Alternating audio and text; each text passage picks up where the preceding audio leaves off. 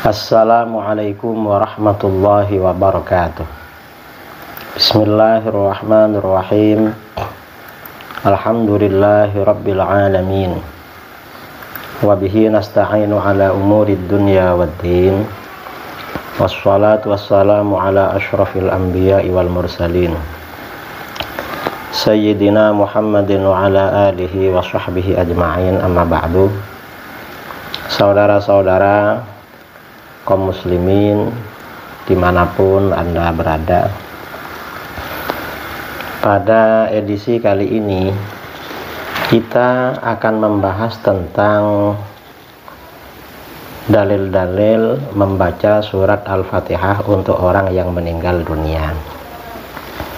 Sering kita jumpai di kalangan masyarakat kita, ketika menyebut orang yang meninggal kita bacakan Fatihah, baik itu keluarga, guru-guru, atau siapapun umat Islam.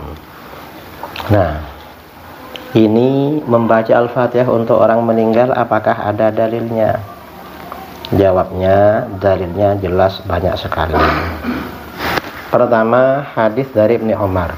Ibnu Umar radhiyallahu anhu maqal, sami'tu an-nabiy sallallahu alaihi wasallam yaqul, aku mendengar Nabi sallallahu alaihi wasallam bersabda, idza mata ahadukum fala tahbisu, apabila salah seorang kamu meninggal dunia maka jangan kamu tahan.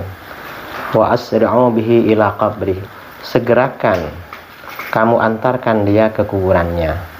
Wal yuqra inda ra'sihi bi fatihatil kitab, dan bacakan pada kepalanya surah Al-Fatihah. Wa inda rijlaihi bi khatimatil baqarah, dan bacakan pula pada kedua kakinya dengan penutup surah Al-Baqarah, fi qabrihi, di kuburannya. Nah, hadis ini memberikan pesan anjuran membaca surat Fatihah untuk orang mati di sisi kepalanya atau dekat kepalanya, dan penutup surat Al-Baqarah di sisi kedua kakinya di kuburan. Rawahu Tabrani fil Mu'jamil Kabir, hadis riwayat At-Tabrani dalam Al-Mu'jam Al-Kabir. Qala Al-Hafidz Ibnu Hajar Al-Asqalani fi Fathil Bari, Al-Hafidz Ibnu Hajar berkata, bi isnadin hasan, sanad hadis ini bernilai hasan. Kemudian hadis berikutnya, an Ummi Afif an-Nahdiyah radhiyallahu anha qalat, Ummi Afif an-Nahdiyah radhiyallahu anha berkata, bay'na Rasulullah sallallahu alaihi wasallam hina bay'an nisa, kami telah membaiat kepada Rasulullah SAW ketika beliau membaiat kaum wanita. Fa akhadha alaihinna alla tuhadditsna ar-rajul illa mahraman, lalu Rasulullah SAW mengambil janji kepada kaum wanita agar mereka tidak berbicara kepada laki-laki kecuali mahramnya. Wa amarana an naqra'a ala mayyitina bi fatihatil kitab, dan Rasulullah SAW memerintahkan kami membacakan surat Al-Fatihah bagi mayit kami. Orang yang meninggal diperintahkan dibacakan surat Al-Fatihah. Rawahu Tabrani fil Mu'jamil Kabir wa Abu Nu'aim fi Ma'rifatis Sahabah, hadis riwayat At-Tabrani dan Abu Nu'aim. Kemudian dalam hadis lain, an Ibnu Abbas radhiyallahu anhuma, anna Nabiy sallallahu alaihi wasallam qara'a 'alal jinazah bi Fatihatil kitab, Nabi sallallahu alaihi wasallam membaca surat Al-Fatihah bagi jenazah, orang yang meninggal. Rawahu Tirmidzi wa Ibnu Majah, hadis riwayat At-Tirmidzi dan Ibnu Majah. Wa shahhahahu Al-Albani, kata Al-Albani hadis ini sahih, dan Albani ini Wahabi, saudara. An Ummi Syarik Al-Ansariyah radhiyallahu anha, kemudian hadis dari Ummi Syarik radhiyallahu anha qalat, Ummi Syarik berkata, amarna Rasulullah sallallahu alaihi wasallam an naqra'a 'alal jinazah bi Fatihatil kitab, Rasulullah SAW memerintahkan kami untuk membaca surat Al-Fatihah bagi jenazah, bagi orang yang meninggal dunia.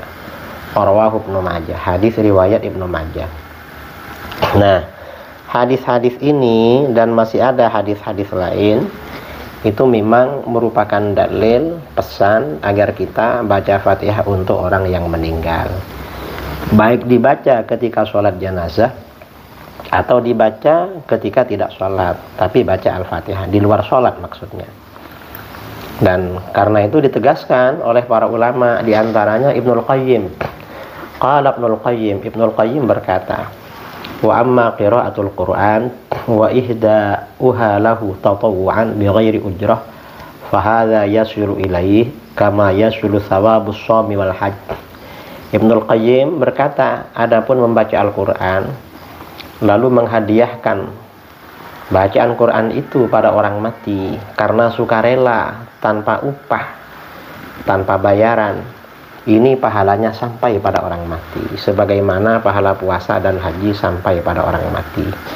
Ini dikatakan oleh Syekh Ibnul Qayyim dalam kitab Ar-Ruh halaman 142. Artinya apa? Membaca Al-Quran untuk orang mati, termasuk membaca surat Al-Fatihah, seperti yang biasa kita lakukan, itu ada dasar-dasarnya. Sebagian hadis-hadisnya itu sahih, sebagian hasan, dan yang lain pasti dikuatkan oleh hadis yang sahih ini. Sekian, mudah-mudahan bermanfaat. Assalamualaikum warahmatullahi wabarakatuh. Assalamualaikum warahmatullahi wabarakatuh. Jamaah dimanapun berada, kenal dengan guru kita semua Al-Mukarram Ustadz Kiai Haji Muhammad Idrus Ramli, Singa Aswaja, Ahlus Sunnah wal Jamaah, mempertahankan akidah Asy'ari, Fiqih, Syafi'i, Tasawuf, Sunni, Imam Abu Hamid Al-Ghazali. Beliau tidak bisa berkeliling Indonesia dengan segala keterbatasan usia, kesehatan, dan lain sebagainya. Alhamdulillah ada orang memberikan wakaf tanah di Kerumutan, Kabupaten Pelalawan, Provinsi Riau. Tanahnya Masya Allah luas. Saya sudah datang, saya ikut peletakan batu pertama. Mari kita support pembangunan pesantren Al-Hujjah yang dipimpin langsung oleh Ustadz Kiai Haji Muhammad Idrus Ramli. Kelasnya, asramanya, lokalnya, toiletnya, supaya anak-anak bisa belajar. Jangan sampai sesat, ikut aliran macam-macam. Nanti kita akan dituntut di hadapan Allah. Mari kita support melalui Bank Riau Kepri Syariah. Nomor rekening 820 200003. Sekali lagi, Bank Riau Kepri Syariah 820 200003. Ada rekening satu lagi, Bank Syariah Indonesia BSI 20019 45001. Sekali lagi, 20019 45001. Bukan pribadi, atas nama yayasan. Nama yayasannya Yayasan Al-Hujjah Riau. Ma'akal tafa'afnaita, uang yang dicari dibelikan makanan busuk. Wa malabis tafa'ablaita, diberikan pakaian lapuk. Wa matasaddaq tafa'amdaita, yang diwakafkan untuk bangun pesantren. Itulah yang akan mengalir menerangi alam kubur sampai hari kiamat. Hadiahkan pahalanya, belikan satu sak semen untuk almarhum ayah, almarhumah ibu. Mengalir pahalanya dan anaknya juga dapat amal jariah. Berkah selalu. Assalamualaikum warahmatullahi wabarakatuh.